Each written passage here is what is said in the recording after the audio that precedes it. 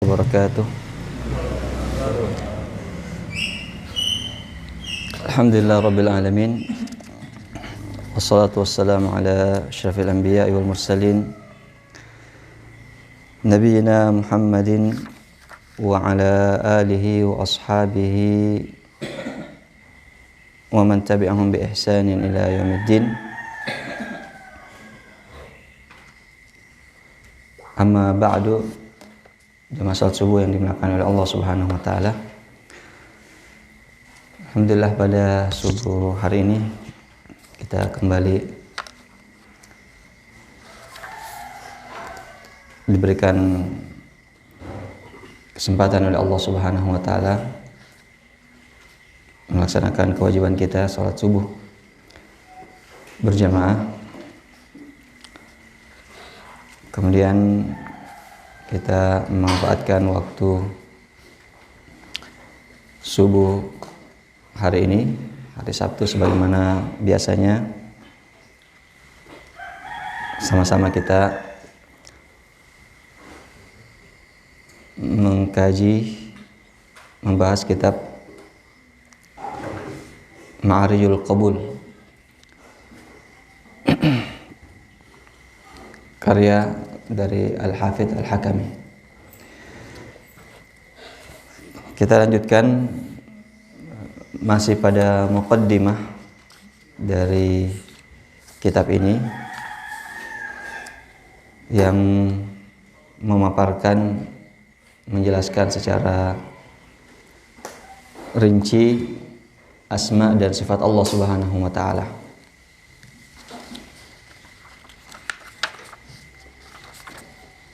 Sudah beberapa nama yang telah kita baca dan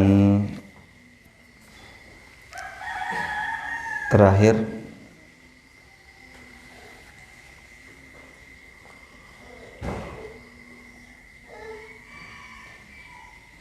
berkaitan dengan sifat Al-Ghafur dan Asy-Syakur Allah Subhanahu wa taala. Kita lanjutkan.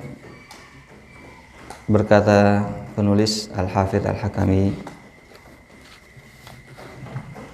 rahimahullahu taala, Al-Ali alladzi thabata lahu kullu ma'anil 'ulu.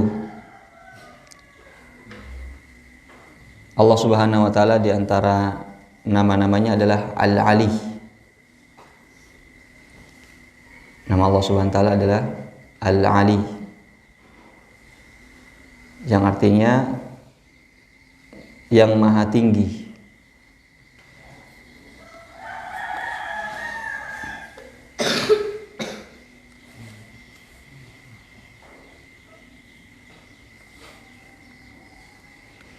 Alladzi sabata lahu kullu ma'anil 'ulu,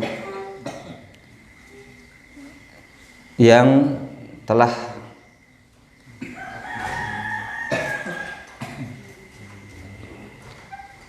tetap baginya seluruh makna-makna al-'ulu, makna-makna tinggi.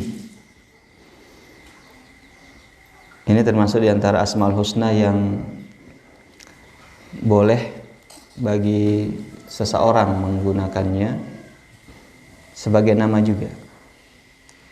Yang penting tidak menggunakan alif lam yang menunjukkan ta'rif atau yang menunjukkan nama Allah Subhanahu wa taala. Kita memberi nama seseorang dengan Ali misalnya. Begitu juga nama Aziz, nama Halim, dan yang sejenisnya. Di antara Asmaul Husna ada nama-nama yang tidak boleh kita berikan kepada manusia. Baik, lalu beliau mengatakan uluwis sya'ni wa uluwil qahri wa uluwiz zat.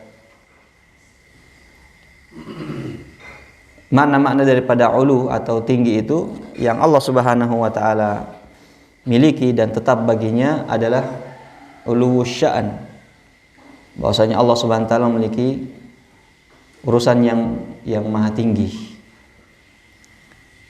wa uluwul qahar, dan juga kekuasaan Allah Subhanahu wa taala yang tinggi, dan uluwuz zat, dan zat Allah Subhanahu wa taala yang maha tinggi. Allah Subhanahu wa taala Al-Ali, nama Allah Subhanahu wa taala Al-Ali yang artinya adalah maha tinggi, mencakup seluruh makna-makna tinggi. Tinggi urusan-urusan Allah Subhanahu wa taala karena dia adalah merupakan sempurna, sesuatu yang mulia. Tinggi kekuasaan Allah Subhanahu wa taala sehingga tidak ada yang melampaui, bahkan menyamai saja tidak, mendekati saja tidak, kekuasaan Allah Subhanahu wa taala. Dan uluwuz zat, yaitu zat Allah Subhanahu wa taala yang maha tinggi. Zat Allah Subhanahu wa taala yang maha tinggi.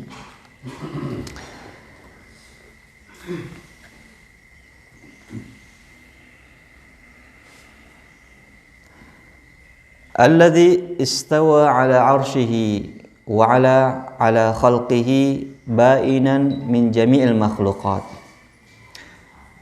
Yang istawa ala arshihi, yang tinggi, naik di atas arsy, di atas arsy Allah Subhanahu wa taala.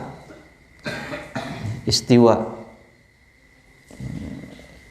yang artinya adalah berada di atas, atau ada sebagian yang menerjemahkan bersemayam di atas arsy. Dan makna daripada istawa adalah ala wartafa, tinggi di atas arsy Allah Subhanahu wa taala. Wa ala khalqihi, dan tinggi di atas makhluknya. Ba'inan min jami'il makhluqat, terpisah dari seluruh makhluknya. Allah Subhanahu wa taala berada di atas. Ya, tidak sebagaimana yang dipahami oleh sebagian pemahaman-pemahaman yang menyimpang yang mengatakan Allah berada di mana-mana. Ya. Mengatakan Allah Subhanahu wa taala berada di mana-mana, atau yang mengatakan bahwasanya jangan mengatakan Allah berada di tempat. Baik yang mengatakan Allah tidak berada di tempat, atau yang mengatakan bahwasanya Allah berada di mana-mana. Kedua-duanya adalah paham yang keliru, bertentangan dengan apa yang telah disebutkan oleh Allah Subhanahu wa taala dalam Al-Qur'an. Allah Subhanahu wa taala berada di atas, dan dalil-dalil yang menunjukkan tentang hal tersebut sangat banyak. Di dalam Al-Quran sendiri, kata-kata yang mengatakan istawa 'alal 'arsy disebutkan oleh Allah Subhanahu wa taala ya sebanyak 7 kali. Ya, termasuk salah satu di antaranya adalah dalam surat Toha yang barusan kita dengarkan tadi, dalam salat subuh kita.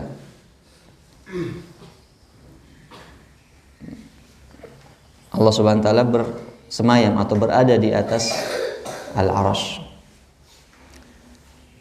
Ini sudah pernah kita sebutkan, ya uluwullah, ya tingginya Allah Subhanahu wa taala di atas arsy tidak diketahui jaraknya, sangat jauh.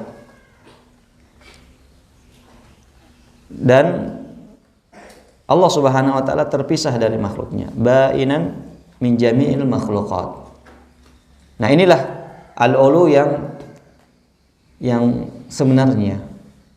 Al-ulu, pemahaman daripada al-ulu yang benar. Karena kalau mereka mengatakan bahwasanya jangan katakan Allah berada di tempat, jangan mengatakan Allah Subhanahu wa taala bertempat. Karena itu berarti Allah Subhanahu wa taala berada dalam makhluknya. Kita katakan tidak mesti hal tersebut sebagaimana yang mereka pahami.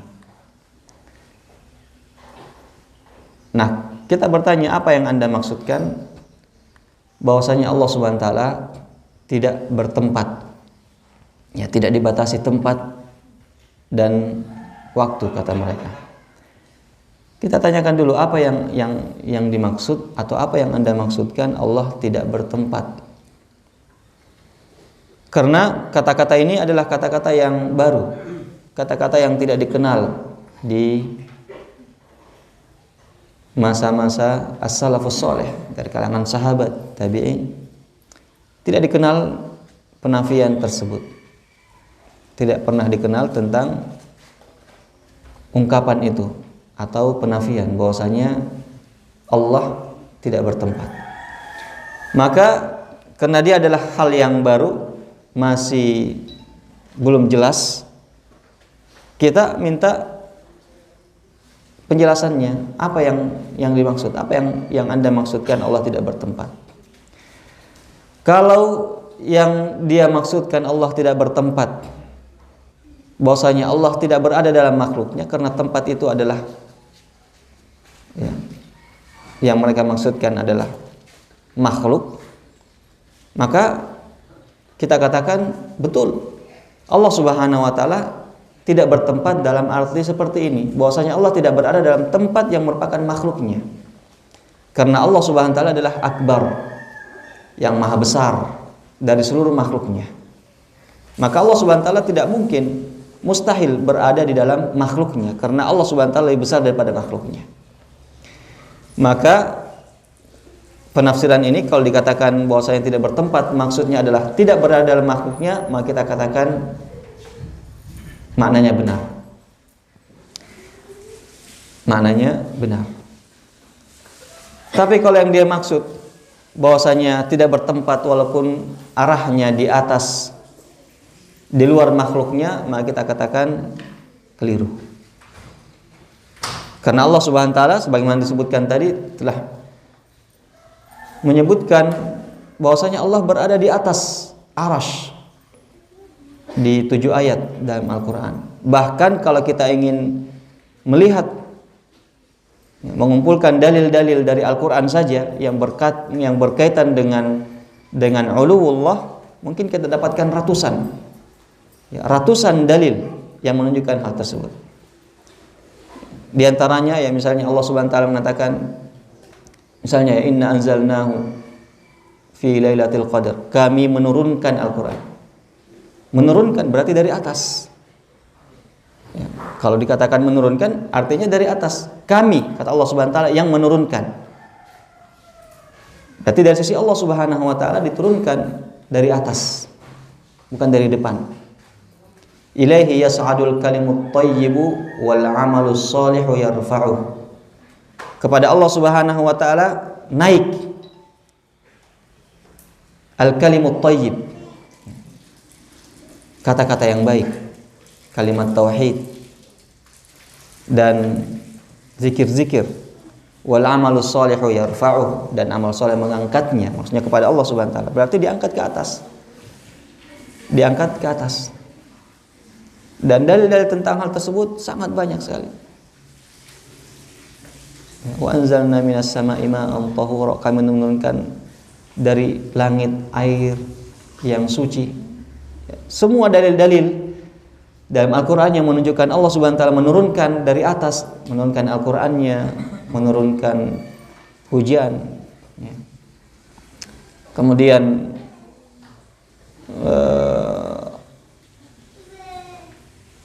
dalil-dalil ayat-ayat yang menunjukkan bahwasanya kepada Allah Subhanahu wa taala naik, ya sebagaimana dalam ayat ini naik al-kalimut thayyib, naik malaikat-malaikatnya, ya, naik Rasulullah SAW ketika Mi'raj ke langit, di atas langit 7 sampai kepada Sidratul Muntaha, dan masih di atas Allah Subhanahu wa taala. Semua ini menunjukkan bahwasanya Allah Subhanahu wa taala zatnya di atas dan di luar makhluknya,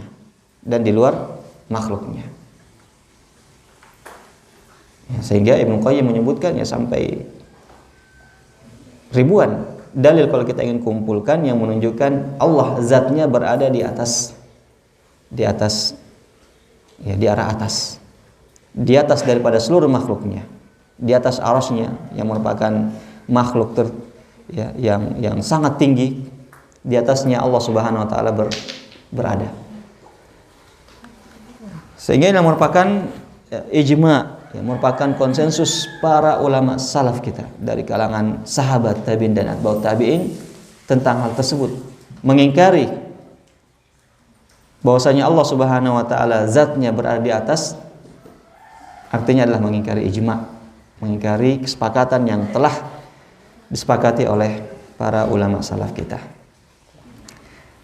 Nah, jadi tadi kita katakan bahwasanya ungkapan yang mengatakan Allah tidak bertempat, kita konfirmasi dulu apa maksudnya. Kalau maksudnya Allah tidak bertempat, maksudnya tidak ada, ya tidak menempati sesuatu walaupun di luar makhluknya, kita katakan itu keliru. Karena ribuan ayat, ribuan dalil baik dari Al-Qur'an maupun dari sunnah Rasulullah SAW menunjukkan bahwasanya Allah berada di atas. Berarti Allah bertempat, tetapi di luar makhluknya.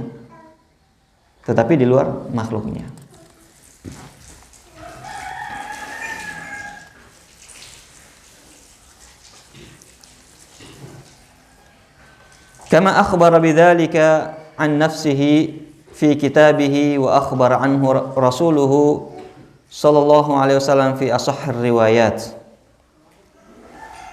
Hal itu sebagaimana yang telah dikabarkan sendiri oleh Allah Subhanahu wa taala dalam Al-Qur'annya. Sebagaimana kita sebutkan ratusan ayat yang menunjukkan hal itu. Demikian juga yang telah dikabarkan oleh Rasulullah SAW dalam riwayat-riwayat yang paling sahih, riwayat-riwayat yang disebutkan dalam Bukhari, Muslim, sebagaimana hadis yang mengatakan bahwasanya yanzilu rabbuna ila sama'id dunya hina yabqa thuluthul lail, diriwayatkan oleh perawi-perawi yang paling siqah, yang diriwayatkan oleh kitab-kitab yang paling sahih, Bukhari, Muslim dan kitab-kitab yang lainnya, yang menunjukkan bahwasanya Allah Subhanahu wa taala turun, berarti Allah di atas. Karena kata-kata nuzul itu berada, artinya adalah dari atas ke bawah.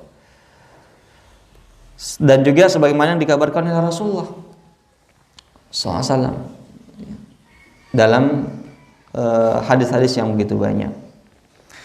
Wa ajma'a ala dzalika ahlul al-halli wal 'aqdi bila niza'in bainahum wala nakir. Sebagaimana hal tersebut telah diijma'kan oleh ahlul halli wal 'aqd, yaitu para ulama-ulama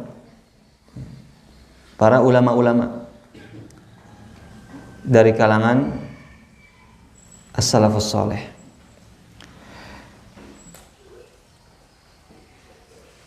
Bila niza'in bainahum wala nakir, tanpa ada perselisihan di antara mereka dan pengingkaran tentang pernyataan hal itu. Tidak ada perselisihan di antara mereka bahwasanya Allah Subhanahu wa taala berada di atas, dan tidak ada seorang pun di antara mereka yang mengingkari ungkapan itu. Tidak ada didapati dari kalangan salafus saleh yang mengatakan tidak boleh mengatakan Allah di atas. Tidak ada. Wala nakir, tidak ada pengingkaran sama sekali dari mereka. Nah, ini adalah sifat al-ali, ya, sifat al-ulu Allah Subhanahu wa taala. Lalu beliau melanjutkan al-kabirul ladzi kullu syai'in dunahu wal ardu jami'an qabdatuhu yaumal qiyamah.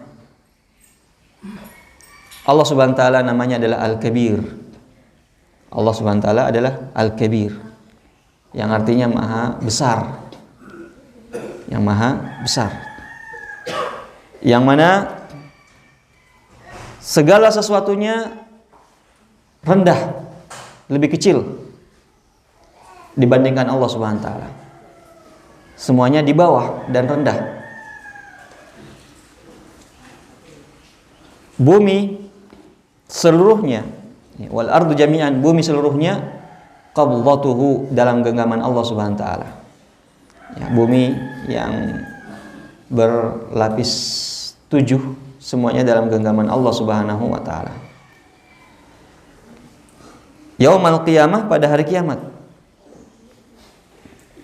Was samawati matwiyatun biyaminih, dan langit yang 7 lapis yang telah pernah kita sebutkan bagaimana luasnya dan tebalnya langit tersebut, seluruhnya matwiyatun biyaminih, dilipat di tangan kanan Allah Subhanahu wa taala. Kama akhbara bidzalika an nafsihi nassan bayyinan muhkaman, sebagaimana yang telah Allah Subhanahu wa taala sebutkan, yang Allah beritakan tentang hal tersebut nasnya di dalam Al-Qur'an, yang sangat jelas, yang sangat jelas, tidak terdapat syubhat, tidak terdapat keraguan di dalamnya.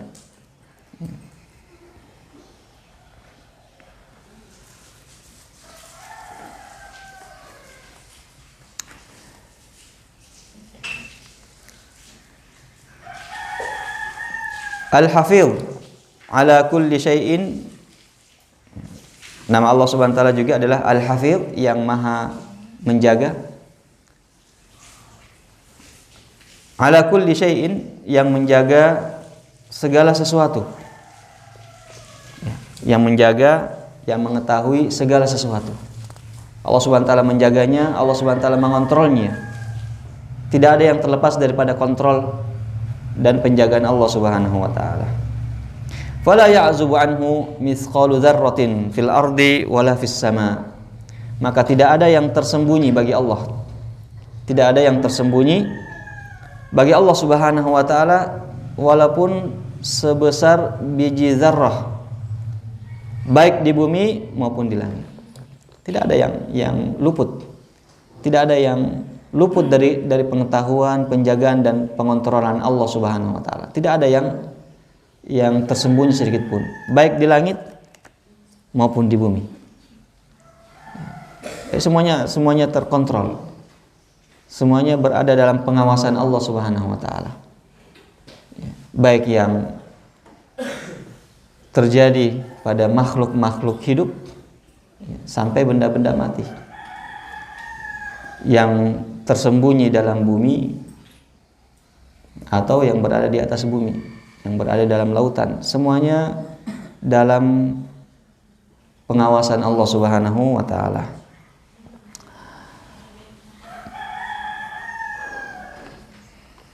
Alladzi wasi'a kursiyyuhus samawati wal arda wa la ya'uduhu hifdhuhuma,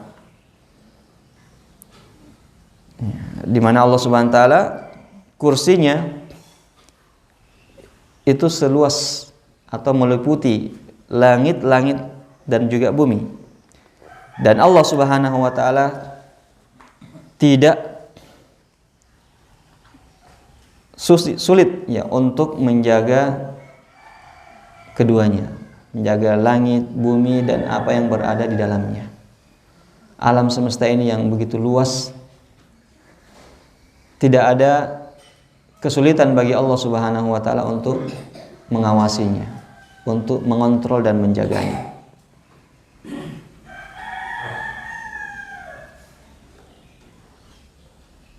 Hafidha awliya'ahu fid dunya wal akhirah. Allah Subhanahu wa taala menjaga para wali-walinya baik di dunia maupun di akhirat. Allah Subhanahu wa taala menjaga mereka, baik dijaga dari perkara-perkara yang menyesatkan mereka, perkara-perkara yang menjerumuskan mereka ke dalam perbuatan maksiat. Allah menjaga mereka, dan juga menjaga wali-walinya dari hal-hal yang membahayakannya. Jadi mereka dijaga secara lahiriah dan juga batin. Allah Subhanahu wa taala menjaga mereka. Nahnu awliya'ukum fil hayatid dunya. Kami adalah wali-wali kalian, baik dalam kehidupan dunia maupun di dalam kehidupan akhirat. Nah, wali yang artinya adalah pertolongan, perlindungan, dukungan. Allah Subhanahu wa taala menjaga mereka di dunia dan juga di akhirat. Wa najjahum min kulli amrin khatir, dan Allah Subhanahu wa taala menyelamatkan mereka dari segala hal yang berbahaya. Jadi dalam dua hal ya, menjaga agama mereka dan juga menjaga dunia mereka. Menjaga agama mereka sehingga mereka senantiasa dijaga oleh Allah Subhanahu wa taala dari pemahaman-pemahaman yang menyimpang, dari syahwat dan syubhat. Allah Subhanahu wa taala menjaga mereka sehingga mereka senantiasa berada di atas hidayah, berada di atas jalan yang lurus. Dan juga menjaga mereka dari segala perkara-perkara yang membahayakan mereka. Dijaga sehingga dilindungi dari malapetaka, dari musibah, dari bala. Sebagaimana yang Allah Subhanahu wa taala sebutkan bahwasanya tsumma nunajjil ladzina taqaw, kemudian kami menyelamatkan orang-orang yang bertakwa sehingga mereka selamat dari azab Allah Subhanahu wa taala. Dan Allah Subhanahu wa taala telah menyebutkan bahwa Dia akan menyelamatkan para rasul-rasulnya dan orang-orang beriman. Wa kadzalika haqqan 'alaina nunjil mu'minin. Maka demikianlah hak yang merupakan hak mereka dari Allah Subhanahu wa taala untuk menyelamatkan mereka orang-orang yang beriman. Baik, kemudian yang berikutnya nama yang berikutnya adalah Al-Mughis. Allah Subhanahu wa taala namanya adalah Al-Mughis, yang memberikan pertolongan. Yang memberikan pertolongan. Li jami' makhluqatihi, di mana Allah Subhanahu wa taala yang memberikan pertolongan, yang memberikan karunia bagi seluruh makhluknya. Famastaghatsahu malhufun illa najjahu, maka tidaklah seorang yang berada dalam kesulitan berdoa dan meminta kepadanya, beristighatsah kepadanya, meminta pertolongan kepadanya, kecuali Allah Subhanahu wa taala akan menyelamatkan dia. Allah Subhanahu wa taala telah menyebutkan amman yujibul mudtarra idza da'ah wa yakshifus su'. Siapakah yang akan memberikan pertolongan dan menjawab atau mengabulkan permintaan orang yang berada dalam kondisi sulit ketika dia berdoa. Wa yakshifus su', kemudian menyingkap dari keburukan-keburukan tersebut, menyingkap dari musibah-musibah dan bahaya-bahaya itu. Ya tentu dia adalah Allah Subhanahu wa taala. Tidak ada yang mampu melakukannya kecuali Allah Subhanahu wa taala. Dan kita ingat ketika para sahabat bersama dengan Rasulullah SAW meminta pertolongan kepada Allah dalam perang Badar. Idz tastaghitsuna rabbakum fastajaba lakum. Ingatlah ketika kalian istighatsah, meminta pertolongan kepada Allah Subhanahu wa taala, Al-Mughits, dan fastajaba lakum, lalu Allah Subhanahu wa taala mengabulkan permintaan kalian. Allah mengabulkan doa-doa kalian. Nah, istighatsah juga ini artinya lebih umum. Istighatsah bisa artinya meminta turunnya hujan, al-ghais, yang artinya adalah hujan. Bisa juga artinya adalah meminta pertolongan dalam kondisi sulit, namanya istighatsah. Makanya biasa kita dengarkan ada orang-orang yang melakukan istighosah, ya. Bahkan ada yang melakukan istighosah jama'i, ya. Dikumpul orang-orang dan melakukan istighosah. Ya, maksud mereka adalah meminta doa, meminta pertolongan. Al-Hasib, Al-Wakil. Di antara nama-nama Allah Subhanahu wa taala adalah Al-Hasib, yang menghitung, yang memuhasabah. Al-Wakil, yang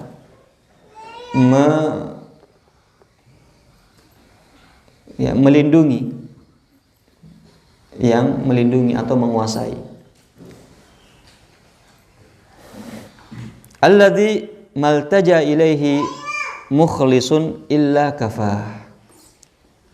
Jadi Allah Subhanahu wa taala Al-Hasib, yang menghitung, atau bisa juga artinya adalah Al-Hasib, yang artinya yang mencukupi, di mana tidaklah seseorang yang ikhlas, yang jujur ketika meminta kepada Allah Subhanahu wa taala, kecuali Allah Subhanahu wa taala akan memberikan dia kecukupan. Kecuali Allah Subhanahu wa taala akan memberikan dia kecukupan. Kita mengucapkan misalnya hasbiyallah wa ni'mal wakil. Hasbiyallah wa ni'mal wakil. Cukuplah Allah Subhanahu wa taala yang bagiku, yang akan memberikan kecukupan. Wa ni'mal wakil, dan Allah Subhanahu wa taala adalah sebaik-baik tempat untuk bertumpu, tempat untuk bertawakal. Nah, kalimat hasbiyallah wa ni'mal wakil ini telah diucapkan oleh nabi-nabi ketika mereka berada dalam kondisi sulit. Telah diucapkan oleh Nabi Ibrahim, sehingga Allah Subhanahu wa taala menyelamatkan beliau dari kobaran api. Allah Subhanahu wa taala menyelamatkan Rasulullah dan para sahabatnya ketika mereka dikepung oleh pasukan koalisi. Maka kalimat ini juga akan menjadi senjata bagi kita. Kita meyakini Allah Subhanahu wa taala adalah Al-Hasib, sehingga kita mengatakan hasbi Allah. Cukuplah Allah Subhanahu wa taala yang memberikan aku kecukupan. Ketika kita menghadapi kesulitan, kita mengucapkan hasbi Allah. Ketika kita merasakan butuh kepada sesuatu sementara tidak ada daya dan upaya kita ucapkan hasbi Allah. Maka siapa yang mengucapkan hal tersebut, Allah akan memberikan dia kecukupan. Allah Subhanahu wa taala akan memberikan baginya kecukupan. Fahuwa hasibuhu. Maka Allah Subhanahu wa taala yang akan memberikan kecukupan. Fahuwa hasbuhu fa ni'mal maula wa ni'man nasir.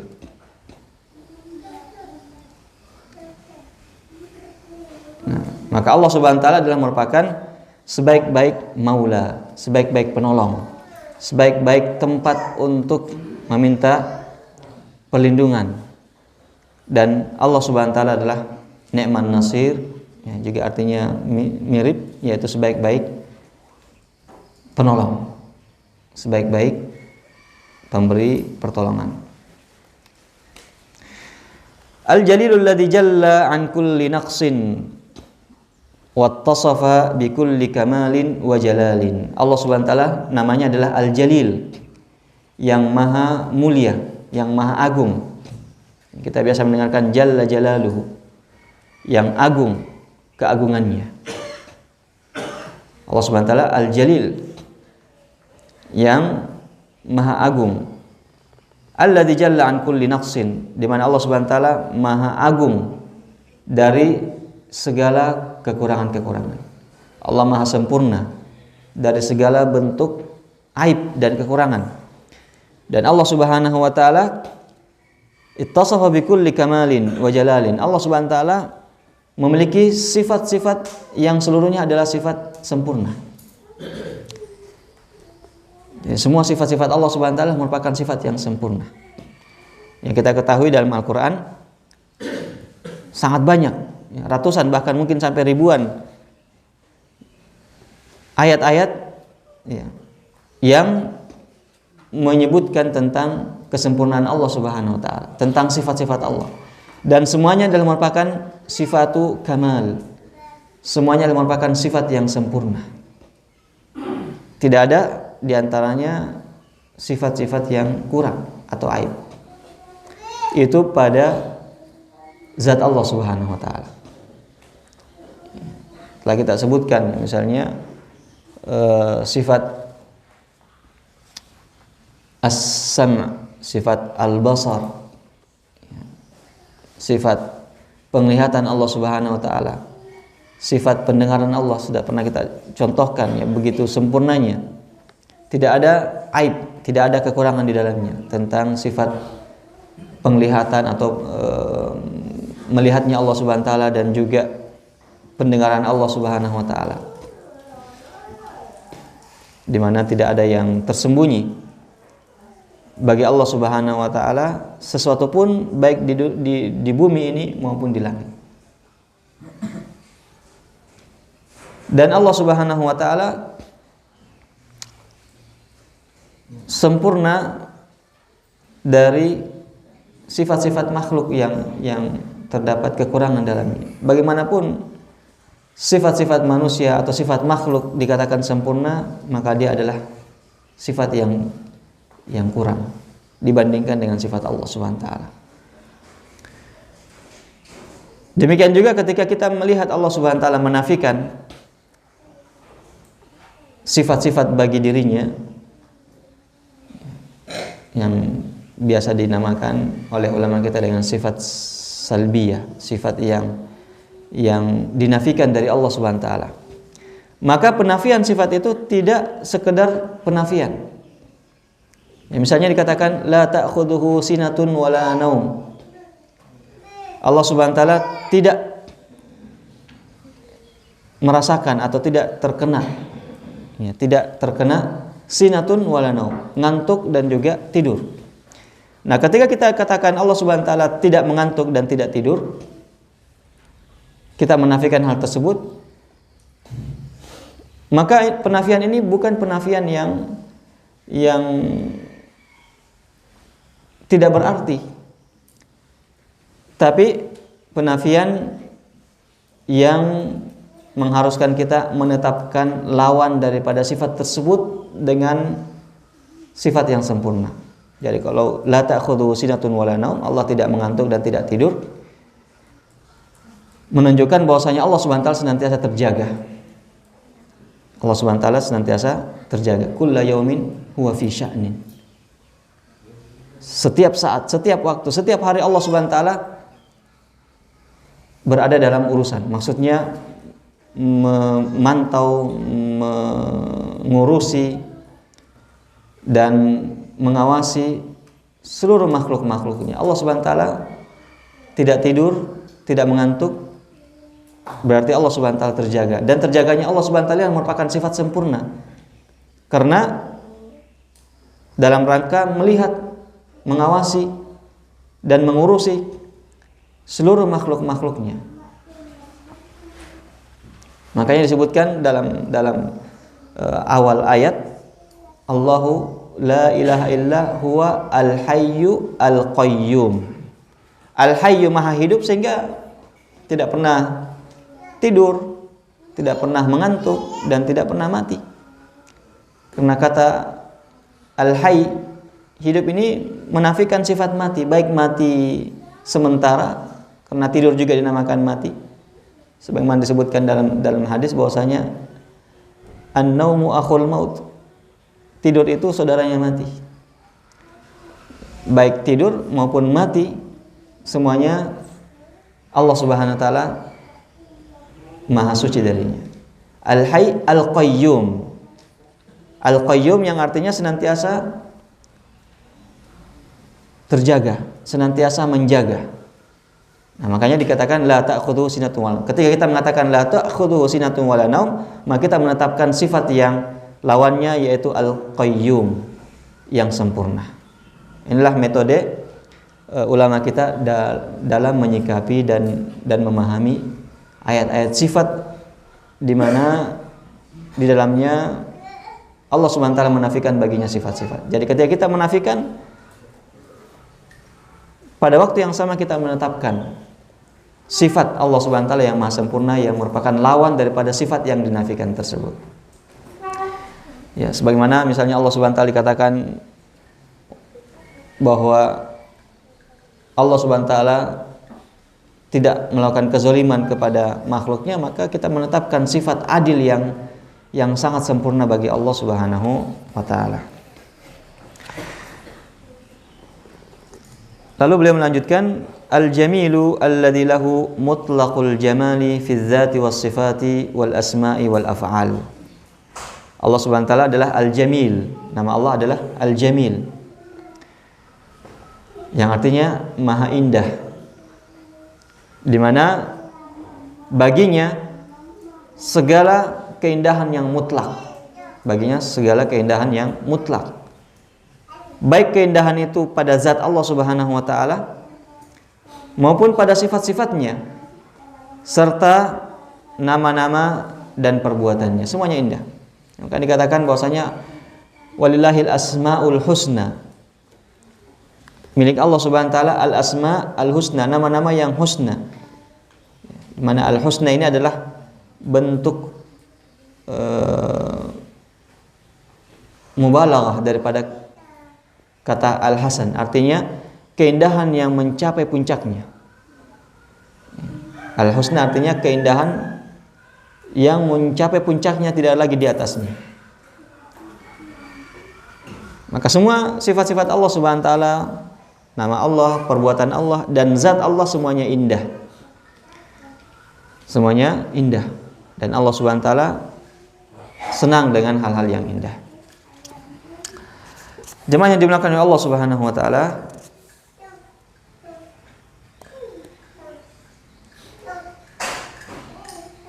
ya, masih menjelaskan dan memaparkan tentang nama-nama dan sifat Allah Subhanahu wa taala.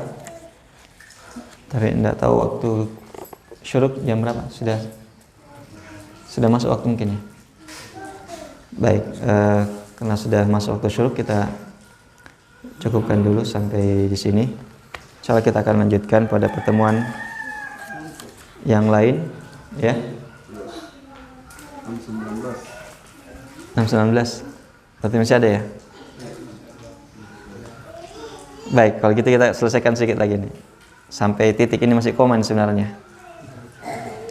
Kalau di sini masih koma ini, kita selesaikan sampai titiknya ya. Beliau lanjutkan, al-karimul ladzi law anna awwalal khalqi wa akhirahum wa insahum wa jinnahum qamu fi sa'idin wahidin fasa'aluhu fa'ata kulla wahidin minhum mas'alatahu ma naqasa dzalika mimma 'indahu illa kama yanqusul mikhyatu idza udkhila al-bahru.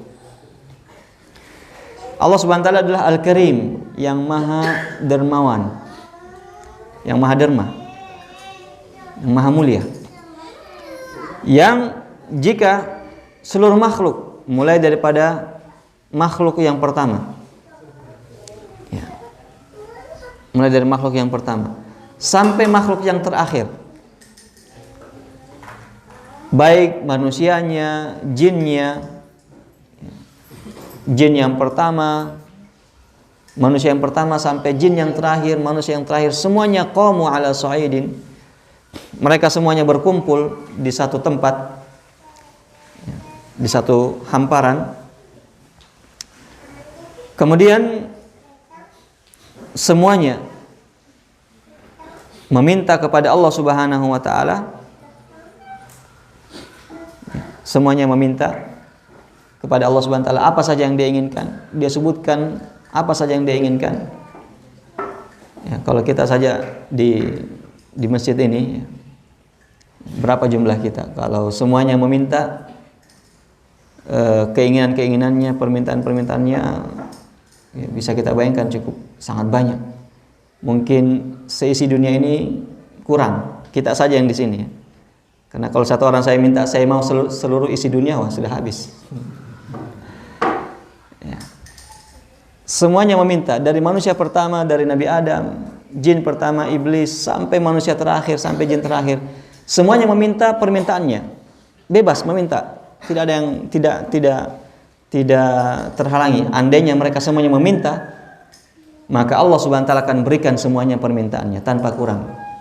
Allah akan berikan semua permintaannya tanpa kurang sedikit pun. Maka hal itu tidak akan mengurangi kekayaan Allah, tidak akan mengurangi kekuasaan Allah Subhanahu wa taala sedikit pun. Kecuali sebagaimana kurangnya air laut kalau dimasukkan jarum ke dalamnya lalu diangkat. Ya, mungkin satu tetes pun tidak cukup ya. Itu pun juga jatuh. Maka lautan yang sangat luas itulah kekayaan Allah Subhanahu wa taala, dan yang melengket di jarum tersebut itulah perbandingannya. Apa yang telah diminta oleh seluruh makhluk, manusianya, jinnya, dari pertama sampai terakhir, semuanya bebas meminta, sebutkan apa saja. Jika semuanya diberikan, maka itu tidak akan mengurangi kekayaan dan kekuasaan Allah Subhanahu wa taala. Dan Allah Subhanahu wa taala Al-Karim. Kama rawa anhu nabiyuhul Mustafa Al-Mifdal, sebagaimana telah diriwayatkan hal tersebut oleh Nabi Allah Subhanahu wa taala yang mulia. Ya, sebagaimana telah kita ketahui hadis tersebut, Rasulullah SAW menyebutkan, "Lau anna awwalakum wa akhirakum wa insakum wa jinnakum qamu ala sa'idin wahidin fasa'ala kullu wahidin minhum mas'alatahu," dan seterusnya, yang menunjukkan bahwasanya Allah Subhanahu wa taala akan memberikan mereka semuanya, mulai dari manusia pertama, jin pertama sampai yang terakhir. Jika mereka berdiri, misalnya seandainya mereka berkumpul di satu tempat bertanya, meminta kepada Allah Subhanahu wa taala, maka semuanya akan diberikan tanpa kurang sedikit pun, dan hal itu tidak akan mengurangi kekayaan Allah Subhanahu wa taala. Wa min karamihi an yuqabilal isa'ata bil ihsan. Di antara kedermawan Allah Subhanahu wa taala, kemurahan Allah Subhanahu wa taala, Allah Subhanahu wa taala membalas keburukan-keburukan hambanya dengan kebaikan. Kita lihat manusia-manusia. Ya, jangan ya, tidak usah kita lihat orang-orang kafir, orang-orang musyrik yang melakukan kekufuran dan kesyirikan yang merupakan dosa sangat besar. Allah Subhanahu wa taala masih tetap memberikan mereka kehidupan, masih memberikan mereka fasilitas. Ya, jangankan mereka, kita saja orang-orang beriman yang kita akui banyak perbuatan-perbuatan dosa kita, Allah Subhanahu wa taala balas dengan kebaikan-kebaikan. Allah Subhanahu wa taala masih menjaga kita. Allah Subhanahu wa taala masih melindungi kita walaupun kita melakukan perbuatan maksiat. Nah, ini termasuk di antara karamnya Allah Subhanahu wa taala, di antara mulia dan maha pemurahnya Allah Subhanahu wa taala. Di mana Allah Subhanahu wa taala yuqabilul isa'ata bil ihsan. Makhluk-makhluk ini melakukan perbuatan kemungkaran, perbuatan kemaksiatan, kekufuran, kesyirikan, tetapi Allah Subhanahu wa taala masih tetap memberikan mereka fasilitas hidup, masih diberikan kehidupan, masih diberikan nikmat-nikmat. Wa dzamba bil ghufran. Allah membalas perbuatan-perbuatan dosa hambanya dengan ghufran, dengan pengampunan ketika mereka beristighfar dan meminta ampun. Mungkin kalau kita ada yang berlaku jahat dan buruk kepada kita, ya, kita tidak terima. Kita inginnya membalas, dan terkadang ingin membalas lebih kejam. Ya. Nah, Allah Subhanahu wa taala mengampuni hal tersebut ketika hambanya meminta ampun. Wa yaqbalu taubata wa ya'fu 'anit taqsir. Dan Allah Subhanahu wa taala menerima taubat hambanya. Siapa yang bertobat pada Allah Subhanahu wa taala, maka Allah akan terima taubatnya.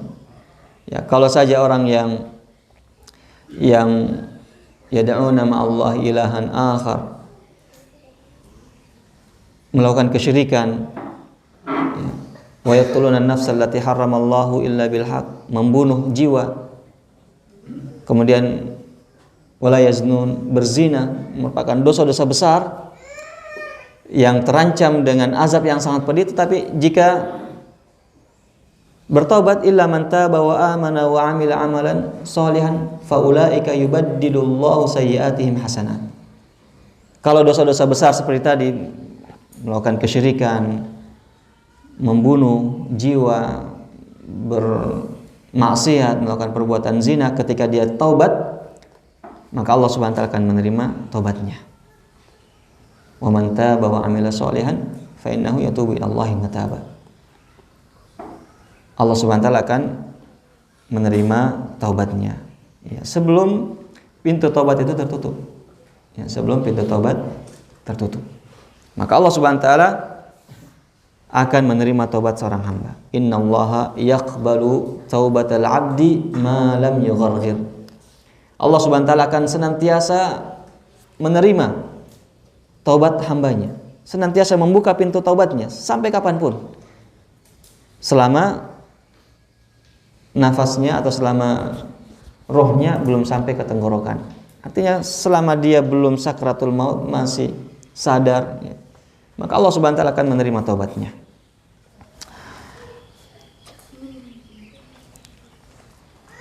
Dan Allah Subhanahu wa taala akan senantiasa memaafkan kekurangan-kekurangan dan kelalaian-kelalaian hambanya.